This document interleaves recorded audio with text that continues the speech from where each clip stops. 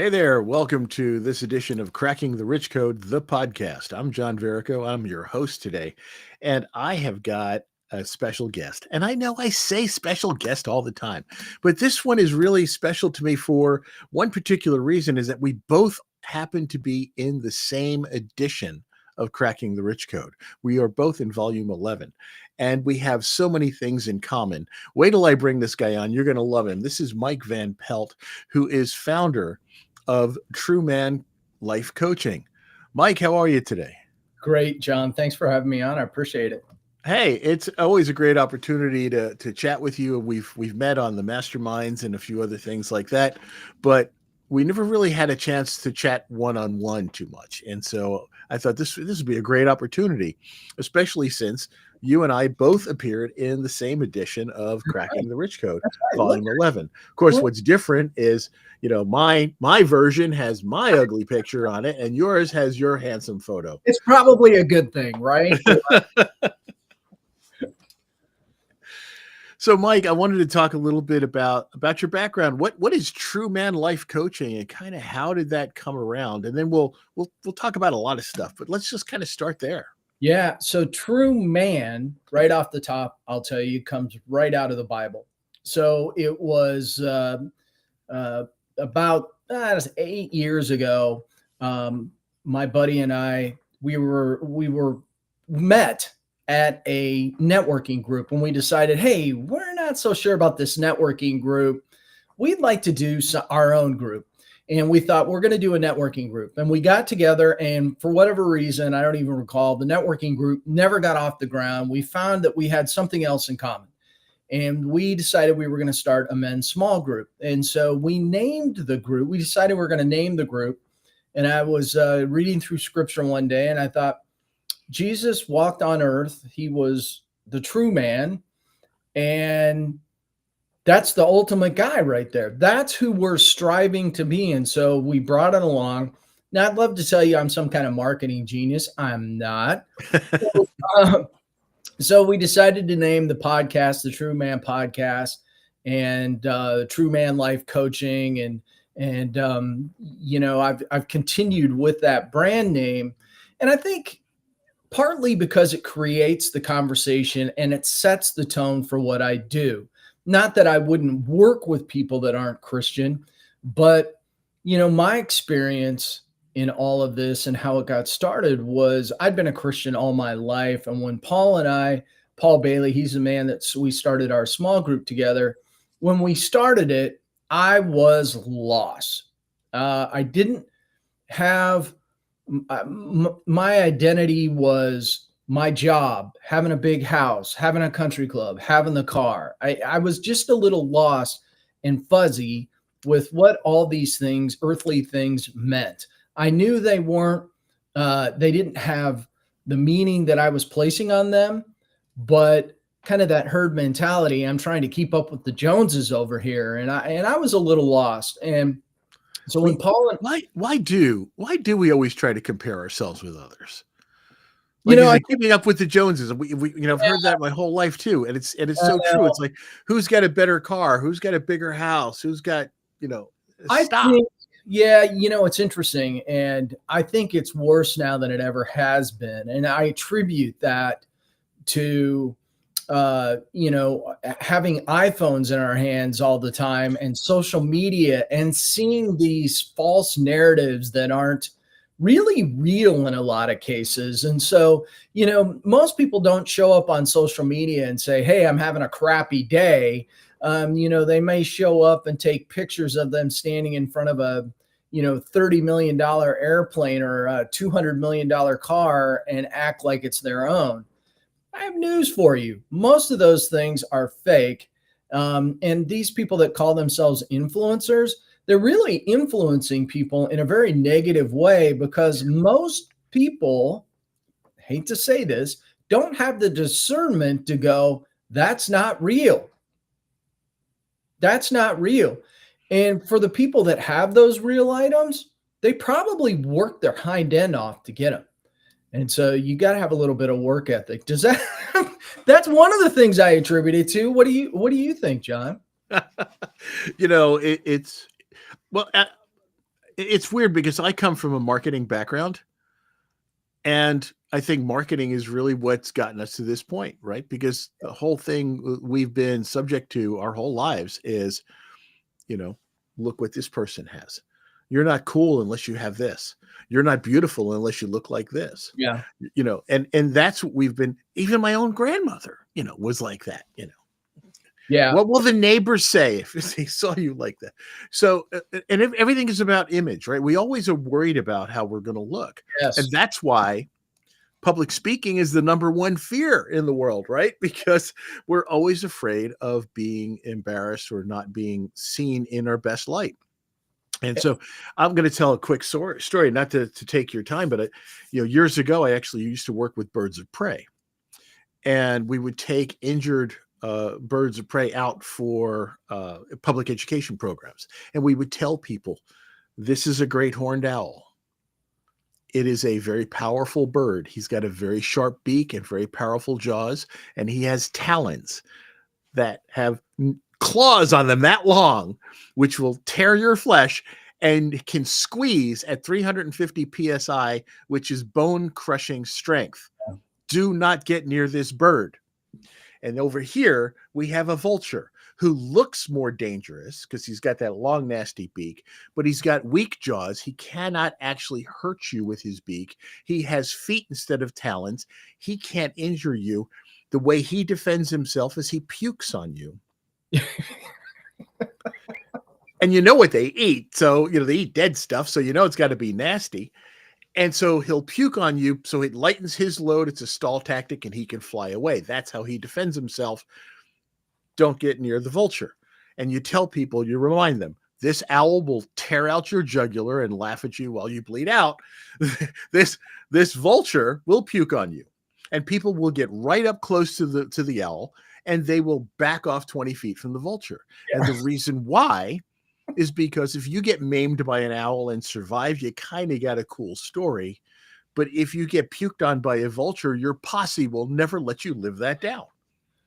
That it's a great setup to this whole idea of identity, because, truthfully, my identity was lost. It was in the wrong things. And as men, I would go to a lot of social events, with my wife. And the first thing everybody asks, what's your name? And then what do you do? And then we associate what you do with your entire life. And there was a period of time in there where I was a stay-at-home dad, and I went back to college and did all this stuff. And that's admirable, and it's great. But I wasn't brought up to be a stay-at-home dad. I was brought up to be the breadwinner, like most men. And I'm not saying this is right or wrong. I'm just saying that our society and our culture looks at it. It's what we've done. Yes. Yeah. And so, I was really lost in that for a while, trying to figure it all out. And I remember being at an event and somebody asked me, what do you do? And I could not answer the question. And my wife actually had to step in and say something for me. And it was really at that point I realized, hey, I got a huge problem here. But it was really that men's small group that catapulted me to where I am today. And it was at a Saturday morning.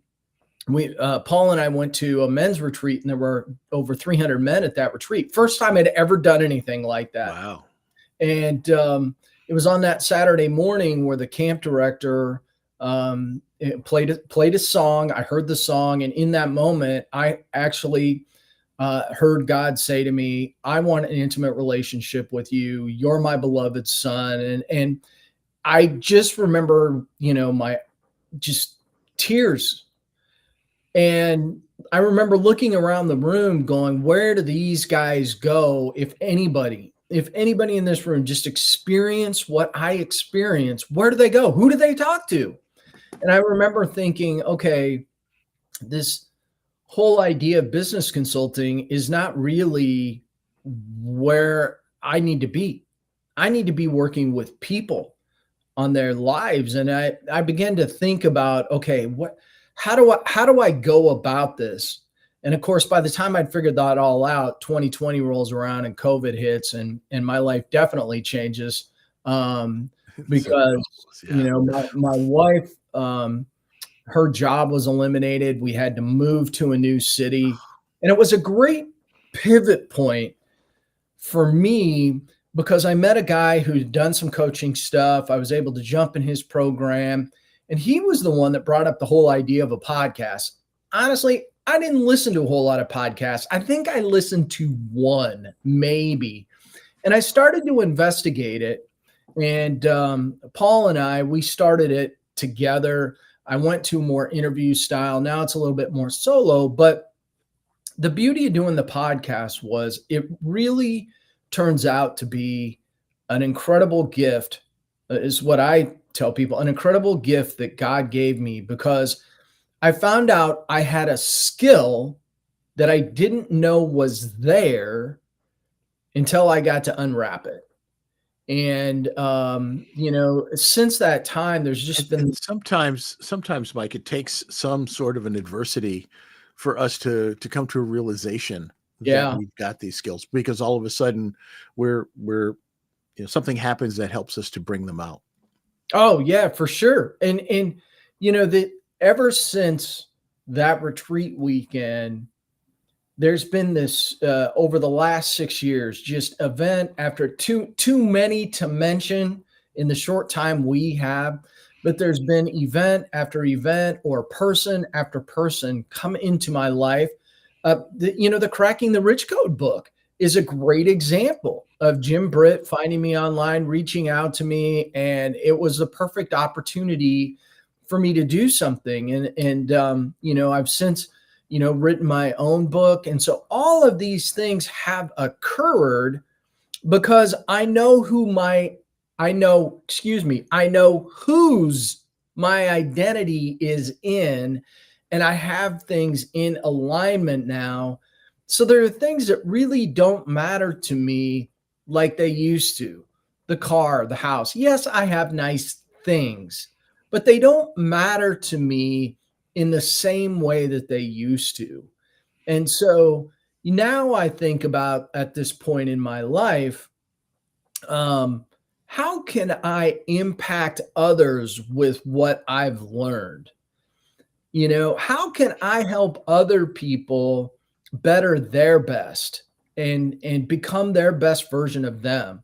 These are the things that I want to help people with. And That truly is what our legacy is, though, isn't it, Mike?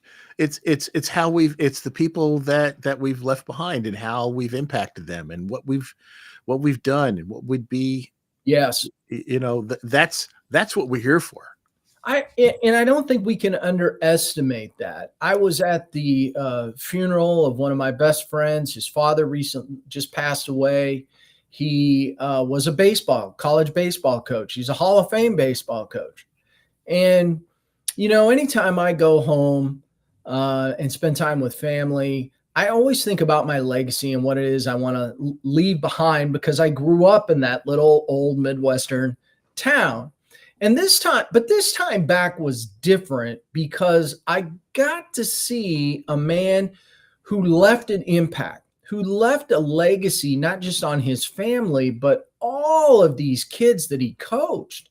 Right. And so it was like physical evidence to me, not that I needed it, but I mean, it was right there in front of me. It was just like physical evidence that when you do the right thing, when you do good things, when you help people, when you care about people, you can have a amazing impact on their lives.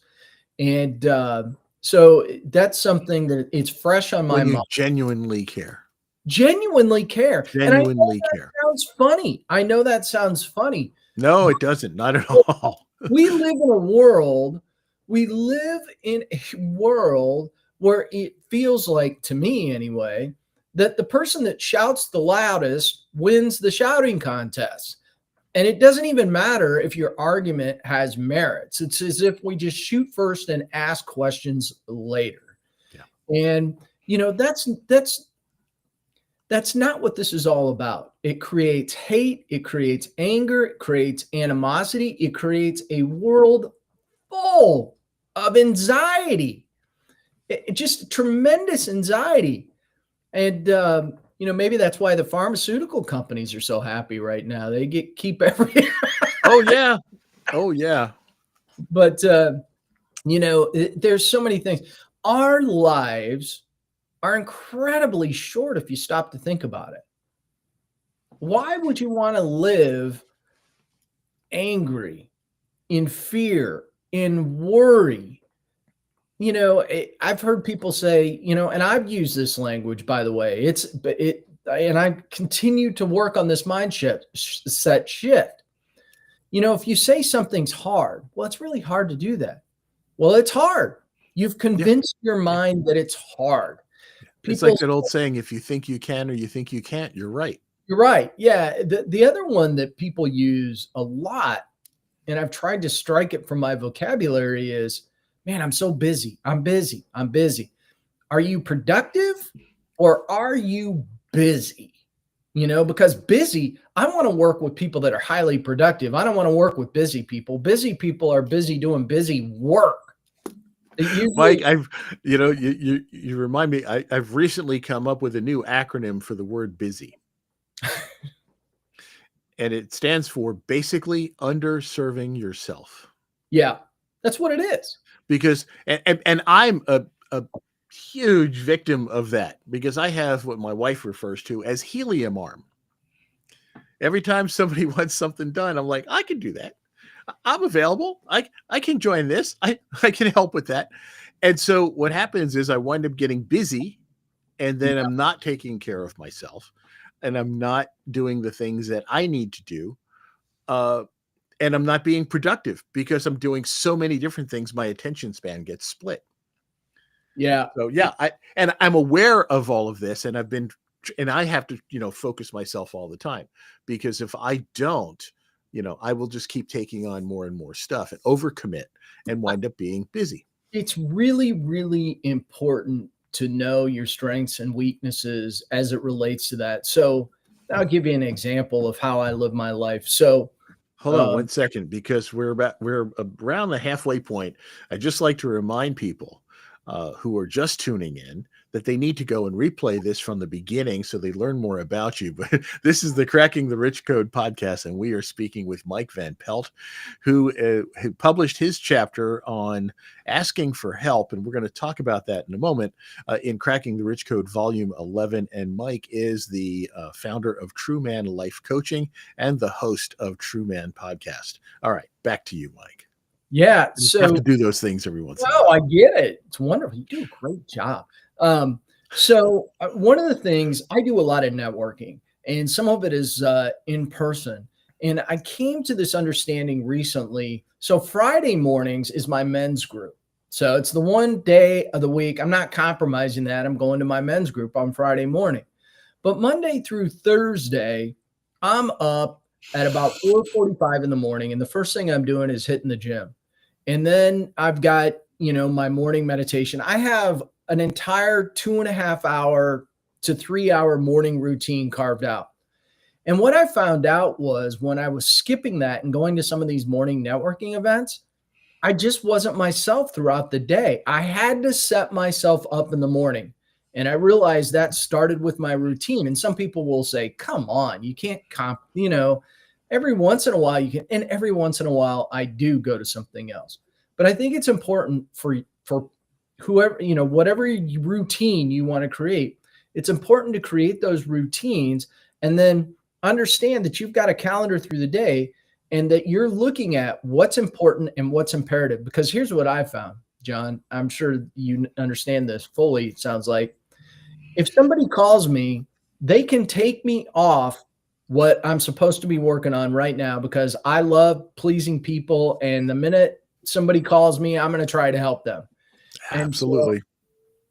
I have to go through these blackout periods during the day when I'm not looking at my email, I'm not answering the phone.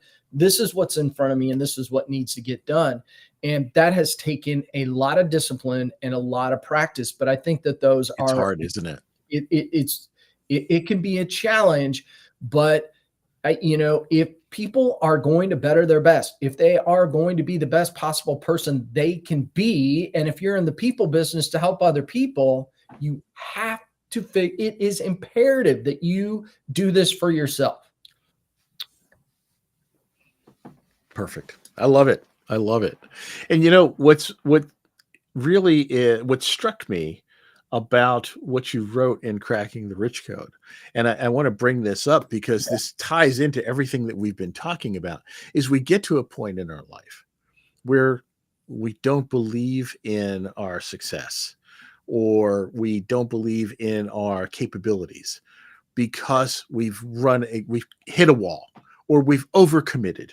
We've said yes to too many things, and now we're dropping the ball because we can only keep so many balls in the air at one time. Right? Yep. That was a lot of different metaphors in there, wasn't it? But anyway, but you get to a point where, you know, and I know, especially as men, we have a tendency not to ask for help. There's that old joke about, a guy will drive for hours because he won't stop and ask for directions. And I admit I used to be like that. And then finally I'm like, let's stupid. If I just ask this dude at the gas station where this place is, he can tell me. Of course, now we have GPS. Yeah, GPS. That does a lot of benefit too sometimes. There's all kinds of GPS stories I can tell. But the thing is, we get to a point, and God forbid we ask for help. Yeah. Because when you ask for help, oh my God, that means you're not capable. Yeah. Right. We're always so worried about that. So I'd like to spend a few minutes about kind of what you talked about a little bit in your chapter about asking for help and the power of asking for help. Yeah, it's something that, really from a young age affected me. So when I was 6, I had a grade school teacher who noticed I was kind of going cross-eyed during class. And my mom took me to the eye doctor, and I had astigmatism, which means, one eye just kind of floats off, and it's just some people call it a lazy muscle. And so I went into glasses. Now, keep in mind, that was in 1976. There weren't a lot of kids running around with glasses back then. I mean, they tend to diagnose this stuff a lot earlier now than they used to. And so, yeah, I got bullied a little bit. I don't think it was anything, severe. But what was interesting was I had a lot of adults that would come up to me and say, "Man, you look smart in those glasses." Now, I was also a little introverted. So, when you combine somebody telling you how smart you are with being a little introverted, you will not raise your hand and ask for help. Nope. And so, because being told you're smart is a good thing, right? Being right. thought of as smart is a good thing, and you don't want to break that illusion Right. by asking for help. And so what happened really was I internalized it the wrong way, right? I saw it as a negative rather than a positive, right? It could have been viewed as a positive, and nobody was trying to be negative. I just internalized it. I was a little shy at the time, and so I stopped raising my hand. I stopped asking questions. And when you're young, that you're going to fall behind. And I was not a good reader. I was an A+ student in PE and on the playground. That's where I wanted to be, outside. My mom always said the teacher would come in and say, "You just stare out the window all day." And I'm like, "Well, because I want to be outside, But, so I was not a great student. I just wanted to, go play whatever season it was, basketball, football, whatever. But even with that, what I realized in my adult life is that I had gone through, huge portion of my life just being stubborn about asking questions. And I also wasn't at a place in my life where really I was all that curious about things. I mean, I had my opinion and I could care less about anything else. And so, it really wasn't until my adult life. And typically this is what happens. You get married, you start a family, and you look around and you're like, "Yeah, but I'm not sure this is the way this is supposed to go down here." And you start asking questions. And I began to ask more questions. And, really when I got involved in some of my men's group stuff, where all of this stuff began to kind of come out, and I began to understand that there is incredible power in not just asking questions, but being curious about things. Yes. Even if it's something that you don't agree with, if the person is willing, I might say, why do you feel that way? Um, and I say that cautiously because I love politics too. So as we all know, that that can be a very dangerous question to ask these days. Yeah, especially nowadays. But I am very curious about the world and the world around me and why people do things. And to some degree, I've always been that way. In fact, on my desk, and I can't reach down and grab it right now. It's actually not on my desk. It's sitting here on the floor. On my desk, I typically keep a letter that I received in 1985 when I was 15 years old. I was in a general business class and we wrote a letter. What do you want to be when you grow up? And I only wanted to be one thing, a coach, a college basketball coach. And I wrote a letter. I lived in Iowa. I grew up in Iowa at the time. And I still have the letter that I received from the head coach at that time, George Raveling, talking about how you could become a college basketball coach. Now, I did end up going to college and doing a few things in the basketball world as a manager to learn how to become that. But the beauty of all of this is I reflect back on it now and realize at one point in my life there have been moments and times in my young age where I was curious and I was driven to want to go do something. And I believe a lot of that has catapulted me to where I am today. Yeah. And the funny thing of it is I tell everybody, now that I've gotten to this place where I'm comfortable with myself, who I am, my faith life, great family, everything couldn't be going any better. And, but I now see how everything was laid out. And so I'm not a college basketball coach today, but I'm a coach. I'm a mentor. I'm a teacher. I'm everything that I wanted to be. I just don't do it with a basketball in my hand. Yeah. But, so it's amazing how life, the directions that life takes us. It is. And I think the power in it, and I too use the story of, being in a car and asking for directions. I think GPS, in fact, I know GPS has saved a ton of marriages. Because the wife doesn't have to go, honey, can you just pull over and ask for directions? But I think there's a little conspiracy there. And I say that because unless you have modified your GPS voice, most of them are female voices. Yeah. So here we are, we're dudes asking women for directions. And I think women set that up, just the thing. They're like, you see, they got to come to us. I think my wife's GPS is set on like some Australian dude. And I'm like, what does that mean about me? And I like that you don't like. They're jealous of the GPS. I love this. Mike, this has been a great conversation, and we're basically just about out of time. I want to encourage people to get the volume 11 of Cracking the Rich Code, not only because I have a chapter in there, but Mike's got a chapter in there. And Mike talks about asking for help, and he talks about, and we didn't get a chance to talk about this, but there will be other opportunities. But some of the things that Mike talks about are the fears that hold us back, and the fear of rejection, fear of uncertainty, authenticity, and feeling unworthy. And God knows how many of us have experienced that at some point in our life. Those things really, they get in the way. And we realize that fear is really unfounded most of the time. As I like to say, I love that acronym that's out there now for fear, and it's basically called false evidence appearing real. Right?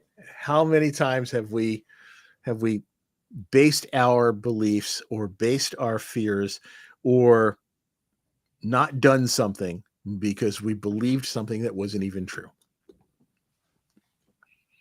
So, Mike, thank you so much for being on the show. If people want to get in touch with you, I've got your website here at truemanlifecoaching.com.